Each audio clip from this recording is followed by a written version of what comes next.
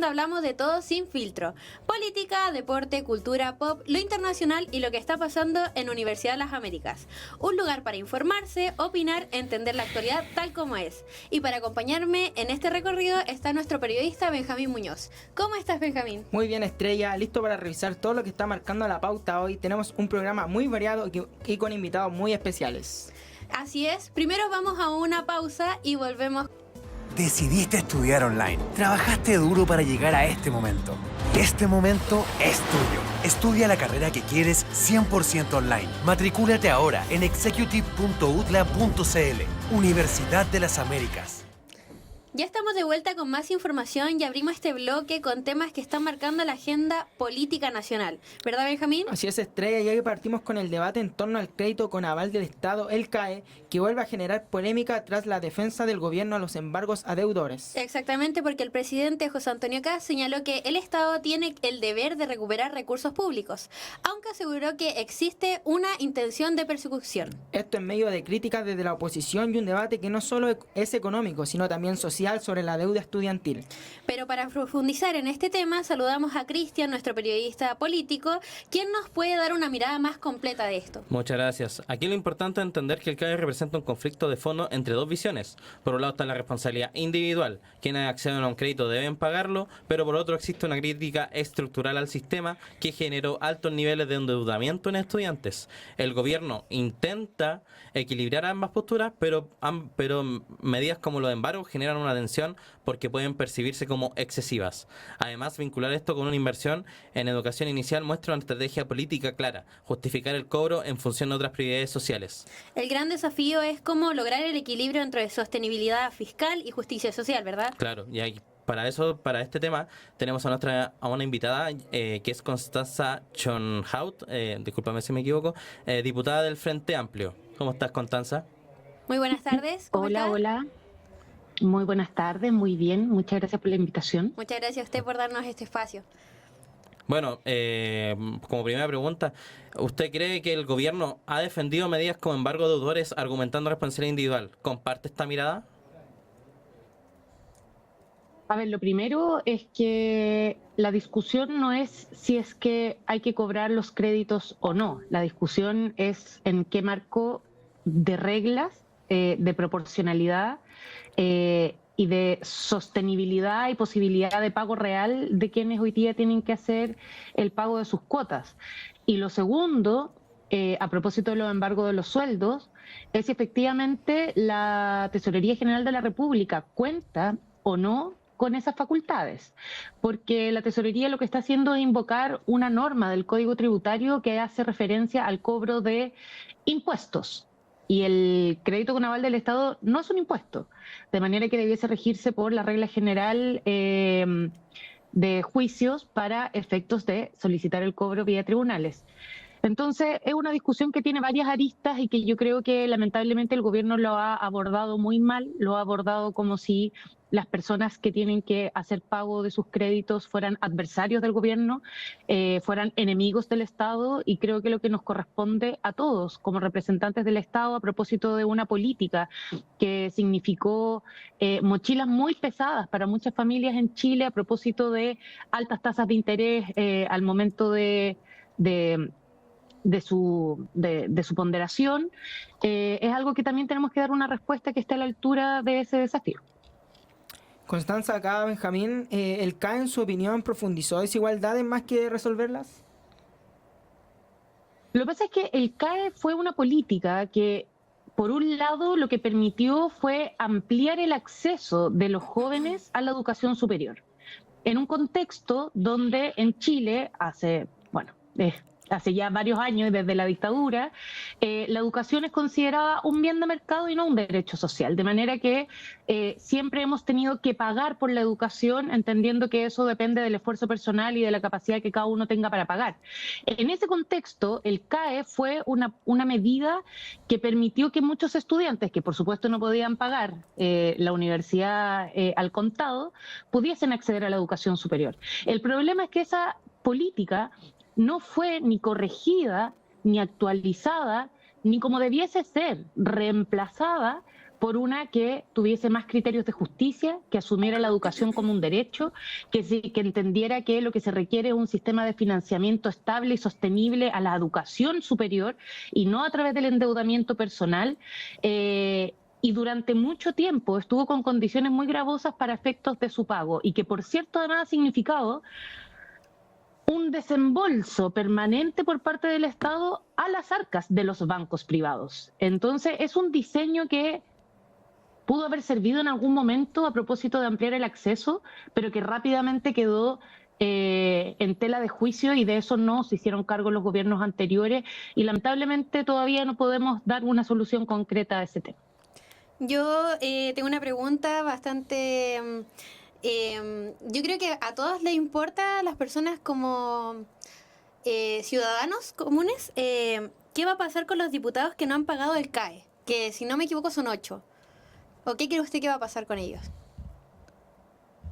O sea, probablemente van a tener que pagarlo. ¿Sí? Definitivamente.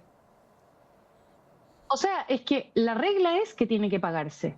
Y lo que estamos hablando es que haya un sistema de cobro y un sistema de condonación parcial según las condiciones económicas de ingresos y gastos de los deudores. Si usted me dice, un diputado que tiene un sueldo de sobre 6 millones de pesos, me parece que no entra en la categoría de quienes eventualmente están en el marco de la condonación o, digamos, de cuotas infinitas, ¿no? Pero de todas maneras creo, y por tanto eso me parecería un asunto de justicia, ¿no? Yo tengo Fondo Solidario, crédito universitario, estudié con crédito también, pero con el Fondo Solidario y estoy pagando mis cuotas anuales como corresponde. Acabo de hecho, mandar mi declaración de ingresos del año pasado para que me determinen la cuota de este año. Creo que eso es lo que nos corresponde a nosotros que estamos en estos espacios y yo esperaría que, por supuesto, lo hicieran el resto de los diputados también. No obstante, creo que la crítica al CAE sigue estando vigente y sigue siendo algo que tenemos que dar respuesta. Diputada, la Corte de Apelaciones de Valparaíso acogió un recurso y dejó sin efecto un cobro del CAE, señalando que usar el mecanismo tributario sería improcedente para este tipo de deuda. ¿Cómo interpreta usted este fallo? Eso es precisamente lo que les decía y lo que hoy día está ante la de juicio respecto del actuar de la Tesorería General de la República. Es muy probable que esté actuando en un marco de ilegalidad al momento de hacer los embargos de los sueldos directamente de las cuentas corrientes, porque la normativa a la que hace alusión es una norma del Código Tributario y que es muy clara, que se aplica únicamente para las obligaciones tributarias, es decir, para el cobro de impuestos. Es decir, si hay un contribuyente, una empresa, por ejemplo, que no ha pagado sus impuestos, la tesorería puede ir y rescatar de sus cuentas esos impuestos que están determinados por ley, ¿no? Lo que rige al crédito con aval del Estado es un contrato que incluye a los bancos y que con posterioridad el Estado asume como acreedor para hacer ese cobro. Pero ese cobro tiene reglas especiales que se rigen por la ley que regula el Código con aval del Estado, que no es el Código Tributario. Por tanto, yo creo que la alerta que está haciendo la Corte con la declaración de admisibilidad y habiendo acogido este recurso de protección es precisamente decir, oiga, la tesorería efectivamente tiene la posibilidad de cobrar, pero tiene que cobrar en los marcos legales que se establecen de manera diferenciada para cada una de las obligaciones. Porque si no, esto es... O sea, cualquiera nos podría meter la mano en el bolsillo. Y por algo existen las reglas que existen. Diputada, ¿los diputados pueden presentar alguna alternativa de pago? Como para el Ejecutivo acepte y la gente pueda pagar de forma más holgada. Bueno, nosotros hicimos la presentación de un proyecto de ley que eso mismo yo le iba a tengo preguntar, aquí. sí. La propuesta del Sí. Frente Amplio. Así es, como Frente Amplio presentamos un proyecto de ley en el marco de lo que nosotros podemos hacer desde el Congreso, porque no hay algunos asuntos para los cuales nosotros no tenemos iniciativa. Por ejemplo, para aquellas cosas que signifiquen gasto público o que signifiquen incorporar nuevas funciones a instituciones del Estado. De manera que lo que presentamos fue un proyecto con artículos referidos a establecer principios de proporcionalidad y justicia para efecto de los cobros, pero también le hicimos una solicitud a la ministra de Educación que pudiese patrocinar otros elementos que habíamos considerado, como por ejemplo que aquellos deudores que ganen menos de 1,5 millones de pesos no fuesen, digamos, sujetos de ejecución a través de los tribunales, o que al momento de acceder al convenio y de hacer el pago del monto adeudado, eso pudiese significar un descuento significativo en el total de la deuda, ¿no?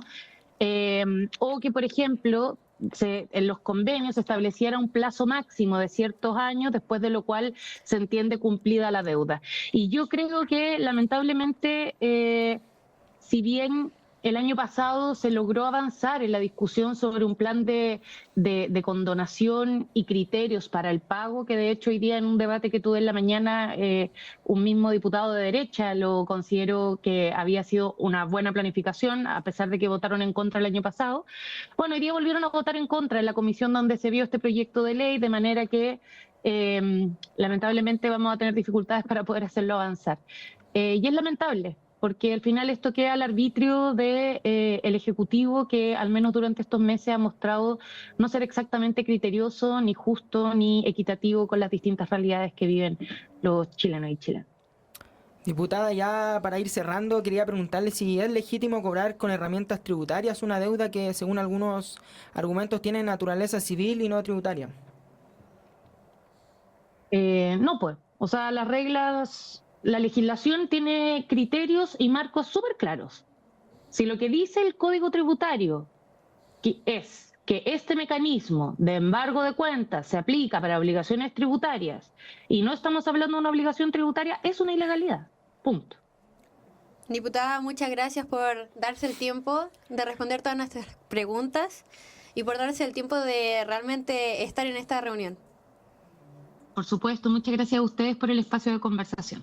Muchas gracias. Muchas gracias. Nos vemos. Que estén muy bien. Chao, chao. Chao, chao. Igualmente. Un tema bastante complejo. Claro, un tema bastante complejo, ¿verdad? Sí. Porque ahora ya sabemos que Frente Amplio presentó su propuesta Claro. y que nuevamente se volvió a negar. Sí. O sea, ya se había negado el año pasado con el tema de la presentación que hizo el gobierno de Boric sobre el CAE. Bueno, desde el 2005 que el CAE existe también, y los senadores votaron en contra de este proyecto. Pero, bueno, y decir también que el CAE existe desde el 2005, con Ricardo Lagos fue la idea. Sí. Estamos desde entonces con esa discusión constantemente en el Congreso. Y ahora vamos con las cuñas del diputado Cretón. No, escuchemos lo que nos dijo Cretón. Ya, vale. Muchas gracias. En Chile tenemos que recuperar un principio básico, que es que las deudas se pagan. Acá había un proceso que viene de hace varios meses, donde más de 20.000 personas se han acercado a repactar las deudas del CAE. De esos, alrededor de 1.500 no lo han hecho, y muchos de ellos son sueldos sobre 3 millones de pesos y sobre 5 millones de pesos. Uno entiende la situación de aquellas personas que le cuesta poder pagar el crédito con aval del Estado, pero aquellas personas que tienen sueldos sobre 3 millones de pesos, sobre 5 millones de pesos, la verdad es que por justicia debiesen pagar esta deuda, porque con esos dineros le estamos abriendo la oportunidad a otras personas de que puedan estudiar. Si es que hay embargo sobre cuentas bajo los 2 millones de pesos, el ministro Quirós lo que ha señalado es que esos casos se tienen que revisar, y evidentemente que habrá que hacer ahí algún tipo de convenio de pago. Bueno, ya escuchábamos las declaraciones de Eduardo Cretón, diputado de la UDI. Sí. Sí, bueno, y seguimos con otro tema que ha generado también tensión, que es la acusación constitucional contra el exministro de Hacienda, Nicolás Grau. La defensa criticó duramente el libelo, señalando que se basa en una supuesta crisis económica que no tendría sustento real. Sí, incluso el abogado Patricio Zapata calificó esta herramienta como la bomba atómica del arsenal institucional. Cristian, cuéntanos, ¿qué nos puedes contar sobre esto? Este caso es interesante porque trasciende a una persona. Lo que está en juego es el uso de la acusación constitucional. Es una herramienta extrema, pensada para situaciones graves, no para conflictos habituales. El problema es que si se usa constantemente, se corre el riesgo de normalizarla y debilitar la institucionalidad. Además, hay una discusión técnica clave. En economía, las proyecciones no son exactas, entonces la pregunta es si es un error en estimaciones puede ser considerado una falla política grave. Aquí el debate es político más que técnico y refleja un clima de mayor confrontación. Sí. Dos temas bastante complejos, ¿verdad? Claro. Muchas gracias, Cristian, por darnos este espacio de política, ¿verdad? Sí, donde se cruzan decisiones políticas, demandas sociales, cuestionamientos del rol del Estado. Claro. Y Vamos a un corte y volvemos con otra sección. Ya volvemos. Cuando decidí estudiar, no tenía tiempo para clases presenciales. Sabía que necesitaba mejorar mis habilidades para crecer profesionalmente. Soy Valeria Espinosa, estudié Ingeniería en Administración de Empresas en modalidad Executive Online. Para mí, este título es muy importante. Me dio independencia y las herramientas necesarias para superarme profesionalmente. Y gracias a eso, hoy lidero un equipo en la empresa familiar que ya tiene 20 años. Estoy encargada en el área de finanzas, me encargo de ver todos los temas de pagos, cobros, gestionar presupuestos. El título significa un logro personal porque es algo que yo tenía pendiente. Definitivamente, la modalidad Executive Online cambió mi vida laboral y me dio herramientas para mi trabajo.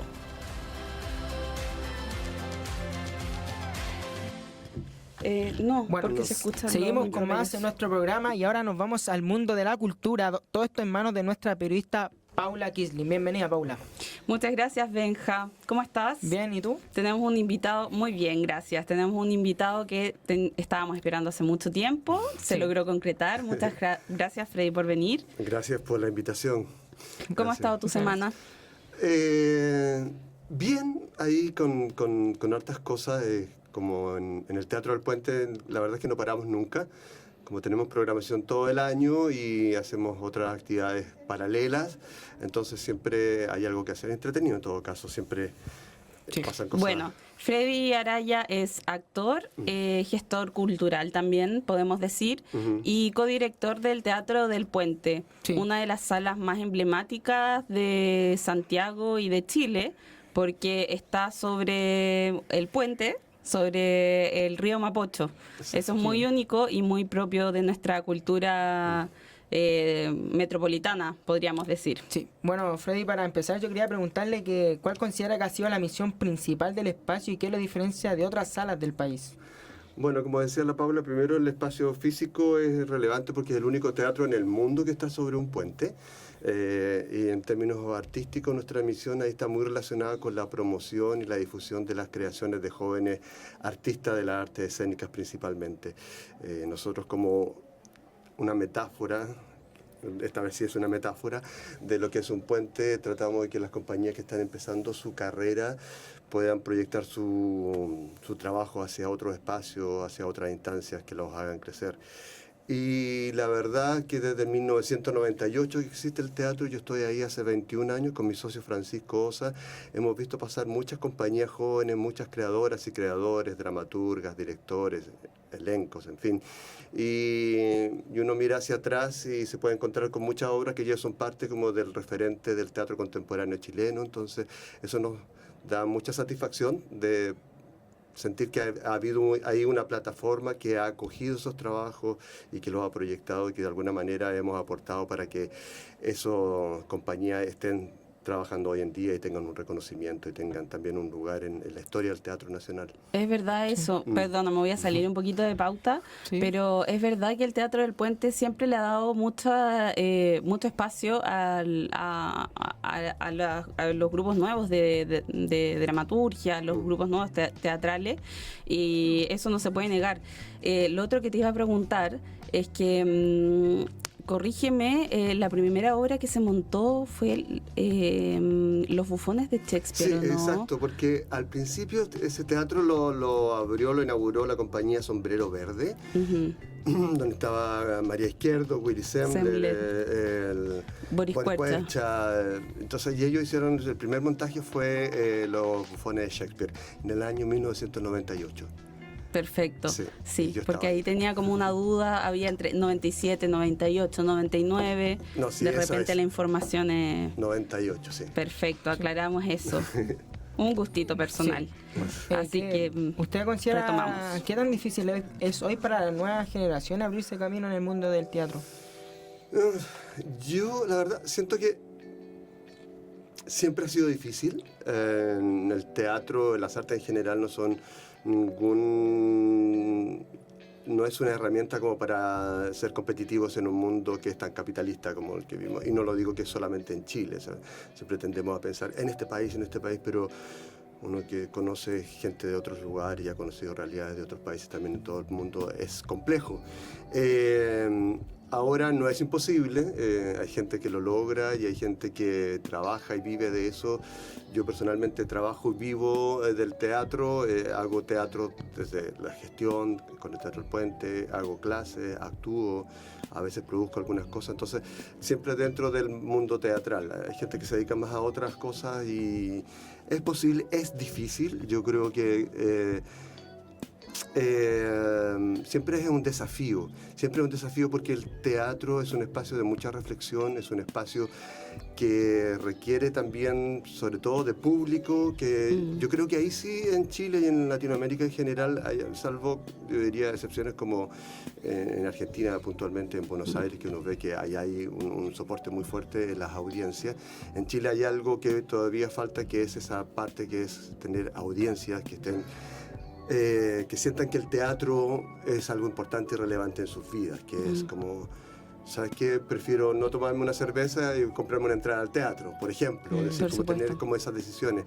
Pucha, tengo plata, voy a ir al teatro porque me interesa el teatro, para mí es importante el teatro. Entonces, desde ese lugar también, ¿qué pasa si nos quitan el arte? ¿Qué pasa si nos quitan la cultura? Nosotros como ciudadanas y ciudadanos deberíamos sentirnos también como atacados en nuestra integridad. Entonces yo creo que eso de todas maneras falta. Ahora, mirando el vaso medio lleno, yo siento que hoy en día es muy raro suspender una función por falta de público. Yo me acuerdo haciendo teatro en los 90 que uno suspendía funciones porque no llegaba nadie a la sala o porque había muy poca gente o a veces eran otros tiempos. Otros tiempos y otra infraestructura.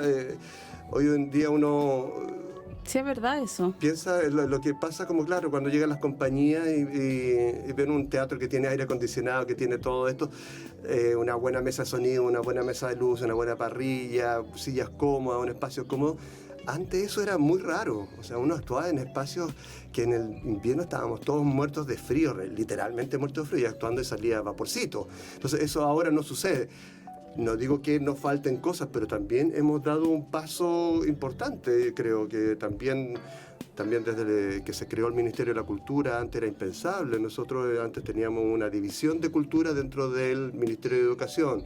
Luego pasamos a ser Consejo de la Cultura y ahora tenemos un ministerio. ¿Qué va a pasar ahora en adelante con las nuevas políticas? No lo sabemos. Ya hay un lugarcito. Sí. Bueno, respecto a eso mismo, Sí, dale, Benja. Sí, bueno, con eso que usted me está diciendo, yo igual quería preguntarle qué opina de la disminución de pases culturales que se le están entregando a nosotros como los estudiantes. Sí. Bueno, el pase cultural todavía no está claro qué va a pasar con ello. Yo creo que ahí, de hecho, creo que está dentro de los beneficios sociales que se le van a quitar dentro de esta política de las incivilidades. Entonces, creo que no está claro todavía eso del pase cultural. Me parece una gran política que se hizo en el gobierno pasado. Creo que sí hay otra disminución en el presupuesto importante, que es, o sea, el recorte que se le hizo al Ministerio de Cultura es casi el 10%, son como 9,8%. Sí. Programas que tienen que ver como con formación artística, con patrimonio, con infraestructura. Infraestructura quedaron un 78%, eso quiere decir que hay programas que quedaron cercenados, o sea que simbólicamente te quitamos el 90%, pero sigue funcionando y es como... Claro, efectivamente, de hecho es el ministerio que ha tenido mayor recorte sobre otros. ¿Qué te parece cuando escuchas al ministro decir frases como se está gastando mucha plata en cultura? Me parece nefasto, terrible, monstruoso, muy peligroso, porque, a ver, yo en esta etapa he respirado mucho, muy profundo, tratando de ver las cosas desde una manera más pragmática, más allá de criticar o pelear contra lo que está pasando. Es como, seamos realistas, esto es así. Este es el gobierno que tenemos. Y más allá de pelear con eso, creo que es como que es el momento de pensar qué hacemos con eso.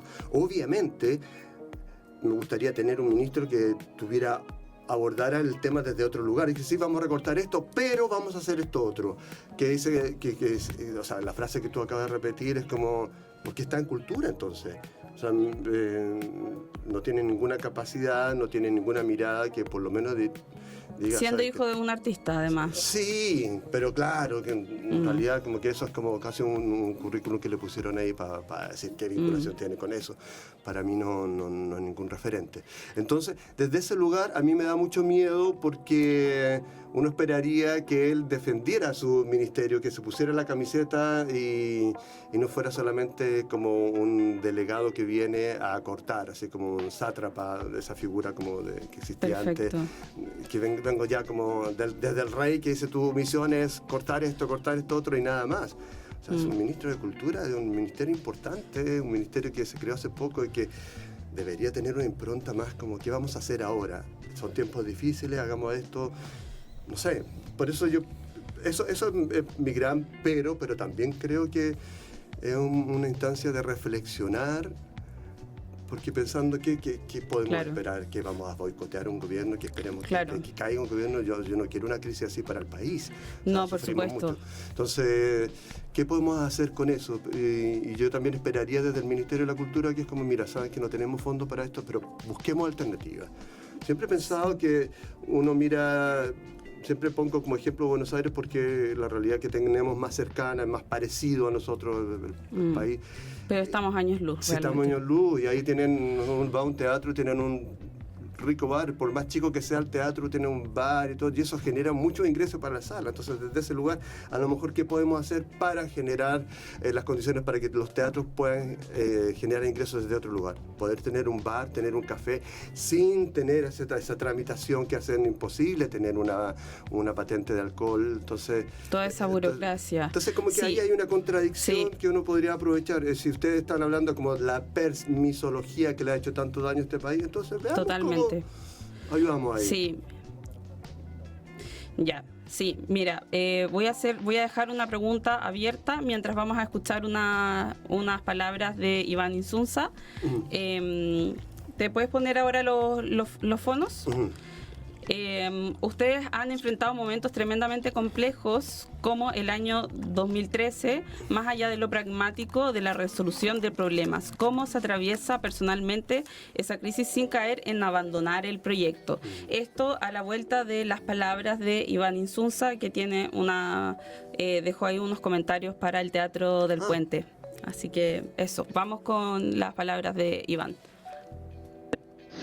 Espacios como el Teatro del Puente son fundamentales en la medida en que precisamente no funcionan solamente como un espacio de desarrollo disciplinar, sino que han logrado permanentemente establecer vínculos con una afuera, podríamos decir, que no tiene que ver solo con los públicos, que lo sitúa como un espacio de encuentro, como un espacio de compromiso con los hitos, digamos, que han ido marcando la agenda en estos últimos años, de una agenda que no ha sido poco movida, al contrario, y en ese sentido el Teatro del Puente, de manera histórica, ha significado algo tanto a nivel disciplinar como por fuera de eso. Me parece fundamental también en lo que respecta a lo disciplinar, cómo el Teatro del Puente se ha logrado mantener,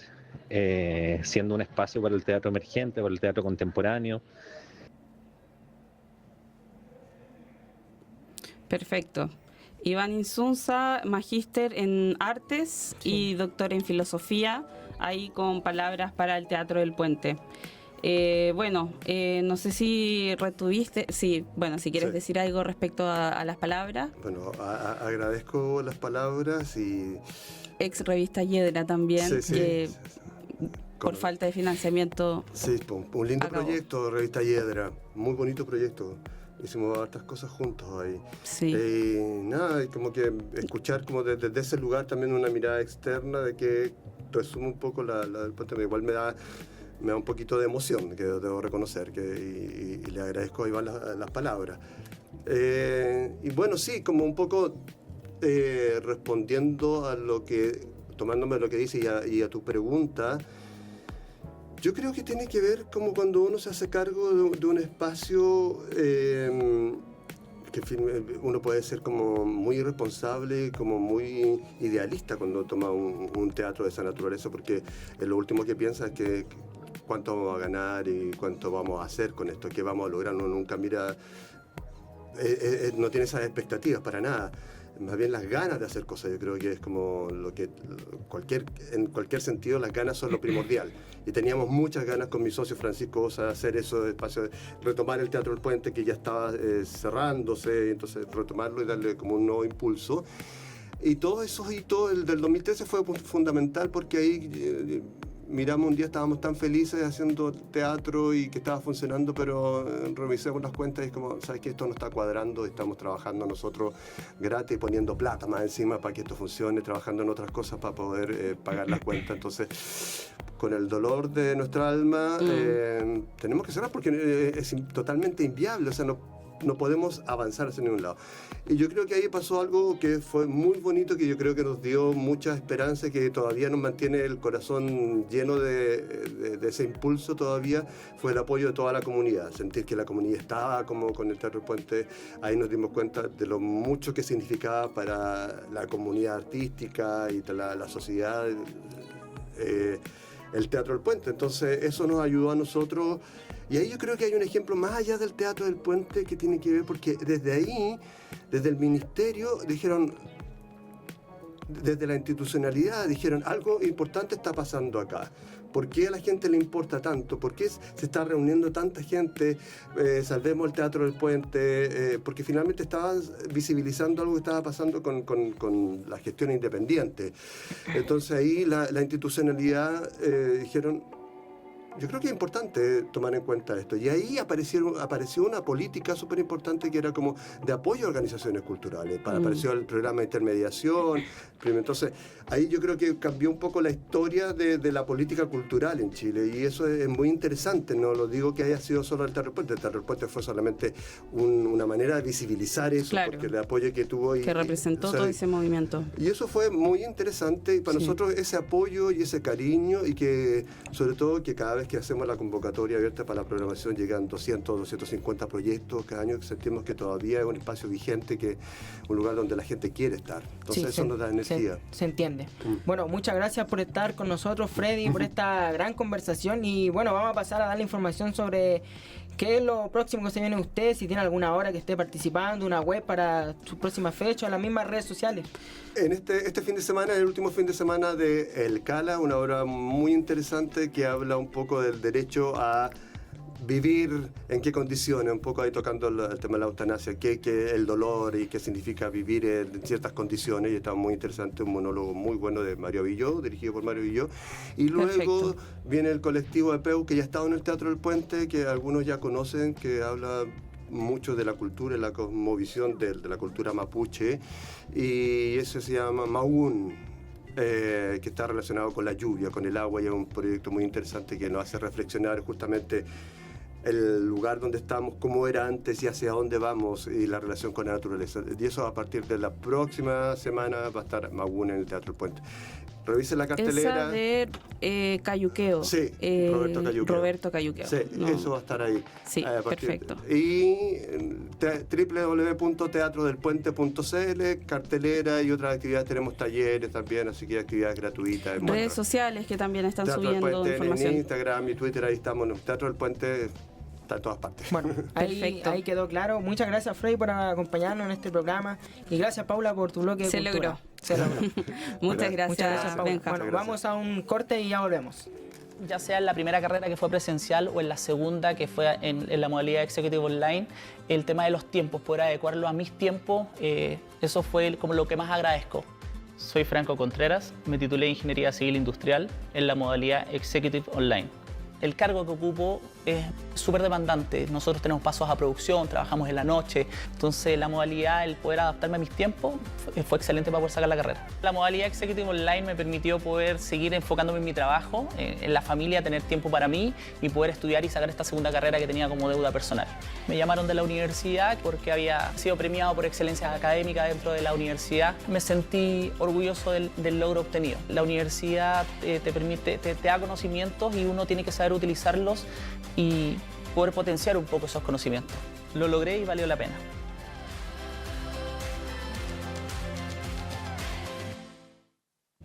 Abrimos este nuevo bloque con una noticia que ha generado impacto a nivel internacional en el mundo digital, ¿verdad? Así es, Estrella, ya que se trata del fallecimiento del creador de contenido argentino Gaspar Prim, más conocido como Gaspi, de solo 23 años. El youtuber murió el pasado 14 de junio en un accidente aéreo ocurrido en Río de Janeiro, Brasil, tras la colisión de 2 helicópteros en pleno vuelo, dejando a varios fallecidos. Bueno, entre las víctimas también se encontraba el cantante estadounidense Oliver Tree, lo comentó la conmoción por la tragedia.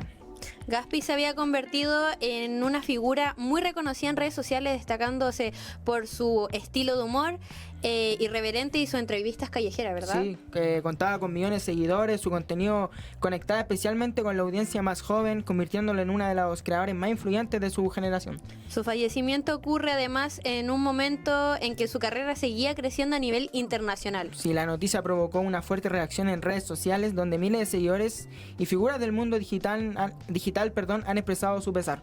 Una pérdida que impacta no solo por lo repentino, sino por cómo fue. Sí, también lo que representa dentro de una generación marcada por las redes sociales, y como podemos ver son varios de los colegas de él de redes sociales que pudieron publicar en Twitter, X, Twitter, bueno. Por ejemplo, el Rubios, estoy destrozado. Pocas veces conoces en este mundo a alguien tan creativo, talentoso y buena persona. Te lo dije en su momento y lo repito hoy. Fuiste de los mejores que han existido. Hace falta más personas como tú en este mundo. Descansa en paz allá donde estés. Rubios se topó con esta noticia en vivo, en un live. Sí.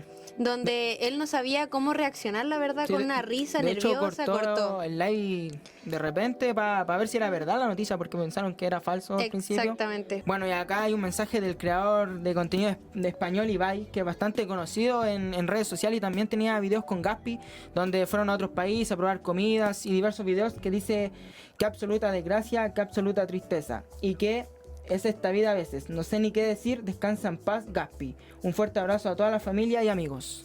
Realmente una noticia muy triste que a varios fanáticos le ha impactado al mundo del YouTube, sí, al mundo digital de por sí. Sí, bueno, y la muerte de Oliver Tree también impactó lo que es el mundo de la música, ya que era bastante conocido también. Aparte, hace muy poco él vino a... querido La Cobra, querido Gaspi, durísima noticia para todos. Todavía recuerdo nuestras charlas antes de la velada, claramente porque fueron partícipes de esta. Los dos peleaban en la velada, que es un evento del creador que habíamos leído recién, Ibai, del español, sí. También está Coscu, sí, otro creador de contenido argentino que era bastante amigo de Gaspi. Descansa en paz, Gaspi. La última vez que estuvimos juntos me mostraste y me contaste motivadísimo e ilusionado cómo estaba mejorando tus hábitos y cuidándote. La vida es injusta. Cualquier persona que te conoció sabía que eras un tipazo. Una noticia, nuevamente lo repito, que impactó a casi toda la era digital. Sí, y acá en Chile también, ya que se pudo ver que cuando pequeño vivió en La Serena, así que tenía una conexión con Chile bastante especial, fuerte, sí, bastante especial y fuerte.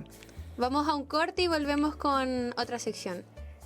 En Universidad de las Américas, nuestra promesa es que cumplas tus sueños, entregándote educación de calidad para que puedas escribir tu propio futuro. Más información acerca de carreras y gratuidad en admisión.utla.cl. Arrancamos con lo más importante del Mundial 2026, ya que está dejando grandes protagonistas y algunas sorpresas importantes en la fase de grupos. Así es, Estrella. Y es por esto que salimos a la calle a preguntarle a la gente, para ellos, quién va a ser el campeón, la sorpresa y la decepción. Tuvimos variadas opiniones y esto fue lo que nos pudieron decir. Escuchemos. Bueno, como decepción yo creo que Brasil totalmente. Después del partido contra Marruecos, creo que fue. Mucho que desear, demasiado. La sorpresa, mismo Marruecos, porque la verdad es que el partido estuvo bastante bueno por parte de Marruecos. Corrieron caleta y la verdad es que yo creo que pensé que iban a perder de goleada. Y el equipo que yo creo que tiene que ganar sí o sí, Portugal. Cristiano se lo merece, pero total, sí o sí. Ya, como decepción, Brasil, como sorpresa, Cabo Verde y como ganador, Portugal. El campeón va a ser Portugal y la decepción va a ser Argentina en octavos. ¿Y la sorpresa? La sorpresa, equipo de sorpresa, Marruecos. Decepción, yo creo que Francia, campeón Portugal y sorpresa Noruega. Ya, yo creo que la decepción va a ser Argentina, la sorpresa va a ser Marruecos y el campeón va a ser Marruecos también. Bueno, como pudimos ver, son diversas opiniones, algunas similares, otras no tantas, y nombres como Portugal, Francia, Brasil, que están bastante presentes para la gente, ¿no, Estrella? Exactamente, un mundial que nos tiene bastante expectantes, pero para hablar sobre esto está nuestra periodista deportiva Antonella Maino. ¿Cómo estás, Anto? Hola, bien, gracias. Qué bueno. Totalmente. Argentina debutó con un sólido triunfo por 3-0 frente a Argelia, con un hat-trick de Messi. Escuchemos lo que dijo después del partido. Escuchemos. Una cuestión totalmente ajena a lo deportivo. Vas tú. Pasó unos días difíciles, complicados, pero nada, agradecido a toda la delegación, a todos mis compañeros, porque pues estuvieron siempre, como siempre, al lado mío, dándome mucha fuerza para que esté bien y nada. Bueno, esto fue lo que dijo Messi tras el partido, luego de que se pudo ver que estaba llorando en el himno. Y muchos pensaron que era por algo futbolístico porque era su último mundial. Y como dice Anto en el hat-trick que hizo ayer, pudo empatar a Miroslav Klose como el máximo goleador de las Copas del Mundo con 16 goles. O sea, sigue haciendo historia incluso en este mundial, eso es impresionante. Sí. Así es, y no es lo único que está destacando. Francia también comenzó una fuerte victoria 3-1 sobre Senegal con Mbappé marcando 2 goles. Se repite un poco la rivalidad del último mundial, ¿cierto? Pero exactamente, son dos de los grandes candidatos del título, ¿verdad? Sí. Pero no todo ha sido dominio de los favoritos, también ha habido sorpresas. Claro, varias y algunas bastante llamativas. Por ejemplo, España empató 0-0 con Cabo Verde. Sí, empató 0-0 con Cabo Verde y uno de los jugadores que pudo hablar fue Rodri, que es el capitán de España, y esto fue lo que dijo. Escuchemos. Cuando un partido se pone así como se ha puesto hoy, no sé si es más cuestión de fiarlo al acierto o darle más velocidad, abrir más las bandas, no sé cómo se puede abrir una lata así, porque seguramente os encontréis más partidos de este calibre. Bueno, ¿cómo se abre? Pues dependiendo, depende de la inspiración del jugador, depende de que estemos acertados, esto también es fútbol. El equipo lo ha intentado, creo que hemos tenido fluidez, creo que es cuestión de ajustar esas acciones que hemos tenido, porque contra un equipo que replega tanto no vas a tener tantas, y saber que tienes que meterlas, así de fácil. No sé si te recuerda el último partido de España en un mundial contra Marruecos también, chocándoos contra un muro. A lo mejor es la lección que han aprendido vuestros rivales. Bueno, que juegan así, al final no van a pasar de centro del campo, nosotros es cuestión de que mejoremos en el acierto, cuanto más podemos contra los rivales mejor, y a mejorar en eso. Muchas gracias, Rodri. Y al igual, Uruguay igualó 1-1 con Arabia Saudita, ¿verdad? Sí. Y Bélgica no pasó al empate frente a Egipto, ¿no? Eso fue horrible. ¿Saben que yo la aposté a Bélgica y perdí? Sí, Bélgica. Horrible. Un Bélgica que vienen diciendo hace bastante tiempo que es uno de los favoritos en los mundiales y nunca puede dar el salto, por así decirlo. Y esto es algo que cambia completamente el panorama de los grupos. Exactamente. Y demuestra lo competitivo que está este mundial. Sobre todo con el nuevo formato de 48 selecciones. Sí, ¿qué equipos han sido los más contundentes hasta ahora? Sin duda. Bueno, sin duda está Alemania, que goleó 7-1 a Curazao. Está Suecia, que le ganó 5-1 a Túnez. Y un Estados Unidos que venció 4-1 a Paraguay. Un resultado bastante sorpresivo, ya que Paraguay venía a ser una de las grandes favoritas en las eliminatorias Conmebol de acá de Sudamérica. Hartos goles en este inicio. No ha faltado espectáculo. Incluso hoy a las 4 de la tarde juega Inglaterra versus Croacia. Sí, Y hace poco terminó el partido Portugal también. Sí, a 1. Sí, empató con la República Democrática del Congo. Bicho, no ha hecho mucho. No, Una cara bonita. Chile le había ganado al Congo hace unos días atrás, así que bueno. Sí, no había mucho que esperar. Chile va al mundial, pero igual le gana a la mundialista. Bueno, Anto, muchas gracias por este segmento de deporte. Seguimos atentos a lo que pase con la Copa del Mundo y muchas gracias a ustedes. Muchas gracias, Antonella. Vamos a un corte y volvemos. Ya volvemos. En Universidad de las Américas, nuestra promesa es que cumplas tus sueños, entregándote educación de calidad para que puedas escribir tu propio futuro. Siempre acompañado por académicos cercanos y comprometidos con tu formación y con el desarrollo del país. Tu futuro comienza en UDLA, Universidad de las Américas. Institución con acreditación avanzada por 5 años. Adscrita a gratuidad. Más información acerca de carreras y gratuidad en admisión.udla.cl.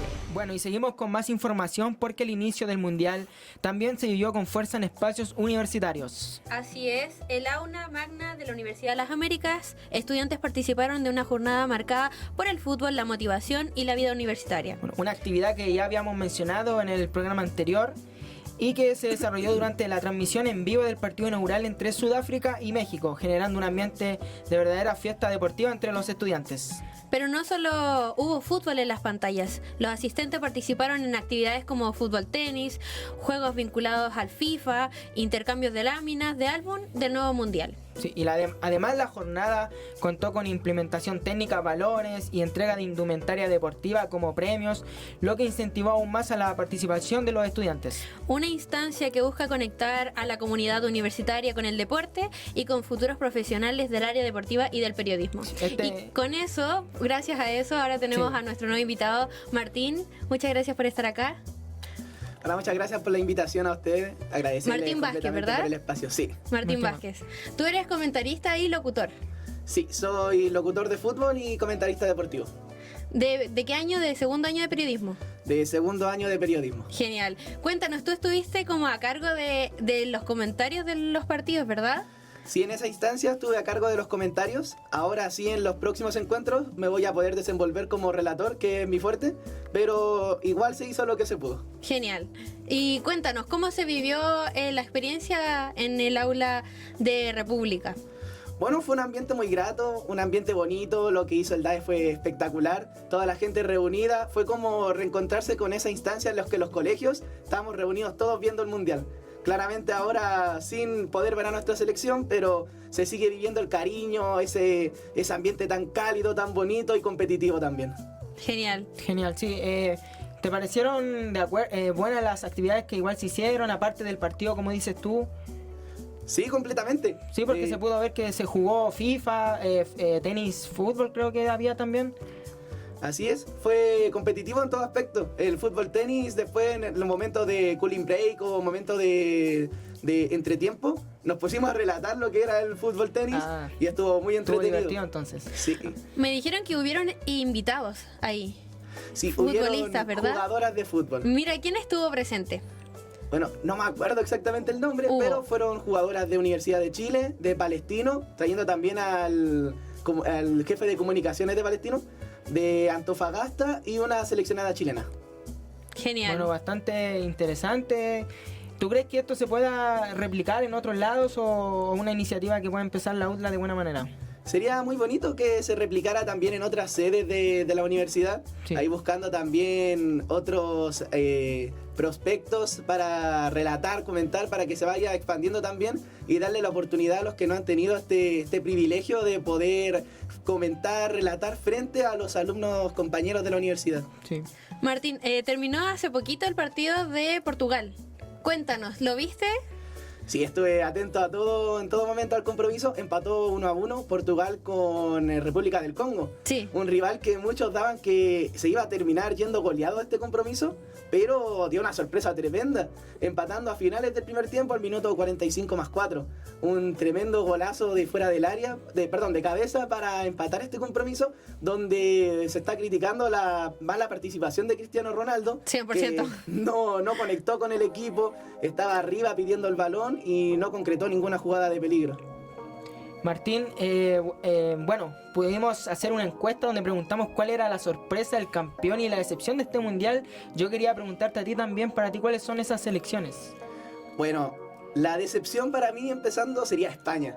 Una España que empató con Cabo Verde y ya está dando los desluces y despliegues también futbolísticos que no está rindiendo completamente, teniendo una gran cantidad de nombres de jugadores que juegan en Barcelona, ahora Real Madrid, que no habían citado a ningún jugador, pero Florentino Pérez fichó a un jugador que ya estaba citado, como lo es Marco Kurela.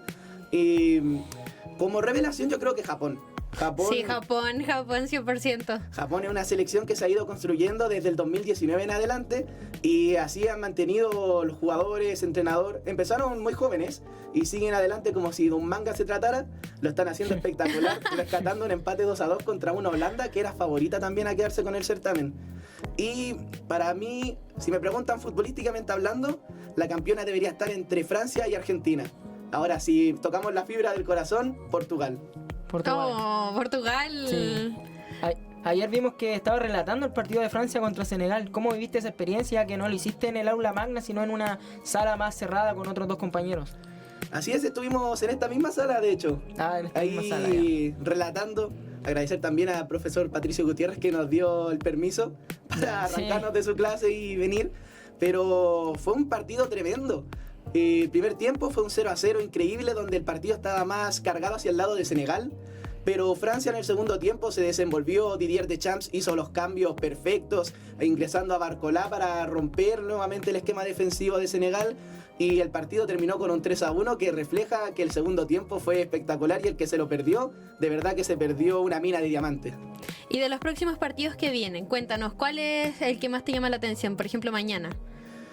Bueno, mañana tenemos varios encuentros buenos, pero si me preguntas a mí, el partido que va a ser el plato fuerte va a ser el del próximo día lunes, que será Francia versus Noruega, Mbappé versus Haaland. Es como ver a Messi y a Cristiano enfrentándose en el primer mundial.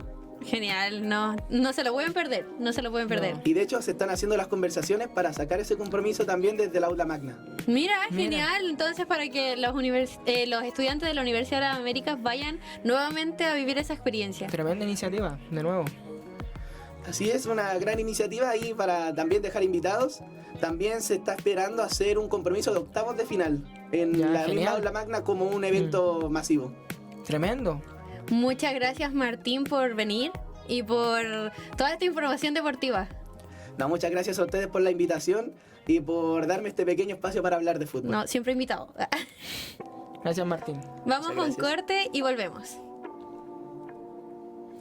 En Universidad de las Américas, nuestra promesa es que cumplas tus sueños, entregándote educación de calidad para que puedas escribir tu propio futuro. Más información acerca de carreras y gratuidad en admisión.utla.cl. El balón, sí. De el Mundial 2026, muéstralo. Sí. Acá está el balón oficial del Mundial 2026. Y ahora trajimos una lámina para hacer un pequeño unboxing. Me contaron que las líneas azules tienen un significado, ¿no? Sí, se supone que las líneas azules traen a los mejores jugadores, y cuando trae una línea negra, que es la que está ahí abajito, si le pueden hacer zoom. Bueno, acá se ve una línea azul que se supone que trae buenos jugadores, y cuando viene negra no es tan bueno. Entonces se supone que ahora podría salir un buen jugador. Ahora vamos a abrirla a ver qué es lo que nos sale. ¿Se fijan? ¿Sale Messi? Con hat-trick. Aquí, tú, yo te los voy pasando. Random.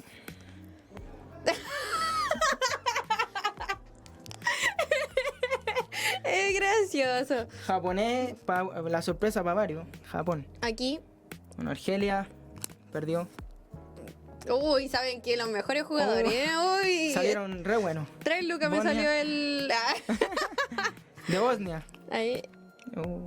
Nada, chicos. República Checa, a nadie. Nada de nada. Y queda la última. Sudáfrica, peor.